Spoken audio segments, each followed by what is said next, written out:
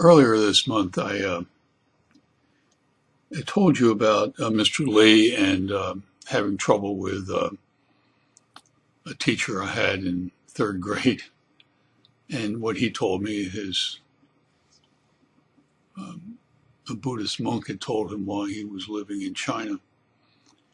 And when I was thinking about that essay, I remembered a time when, and I was still, probably I was 7 or 8 years old at the time, and I was trying to make some money so that I could,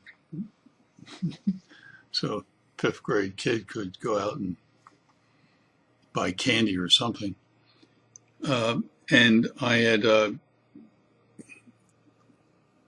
I wanted to cut people's grass for them, and I had no success. I mean, I'm not sure why anybody would allow a fifth grade kid to cut their yard for them. But I was disappointed, and I went to Mr. Lee and not so that he would give me a job cutting his yard, but just to kind of tell me it's going to be all right. Well, he told me it was going to be all right, but he told me about a story about China, and had to do with the Great Wall of China. The Great Wall of China stretches basically east-west through the northern part of what we call China.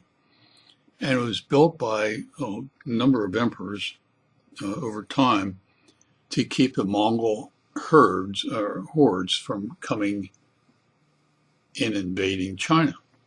So they built this huge wall to keep the Mongols out.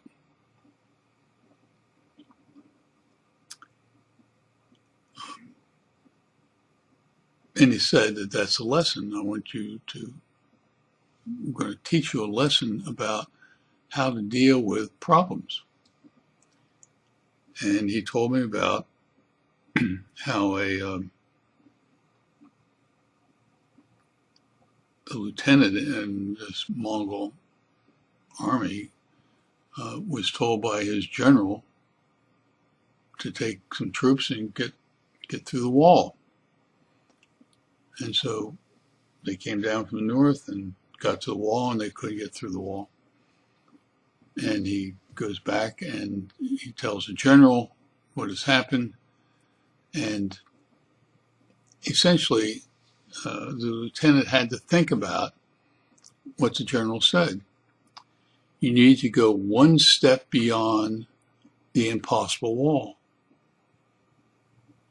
And so the young lieutenant goes back to his tent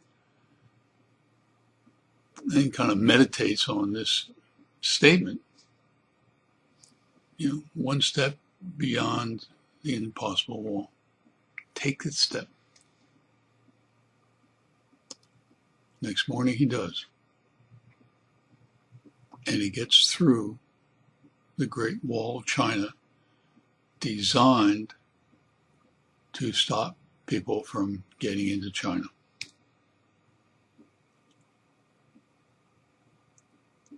I'm not going to give away the secret the lieutenant comes up with. You read the article, you'll find that secret.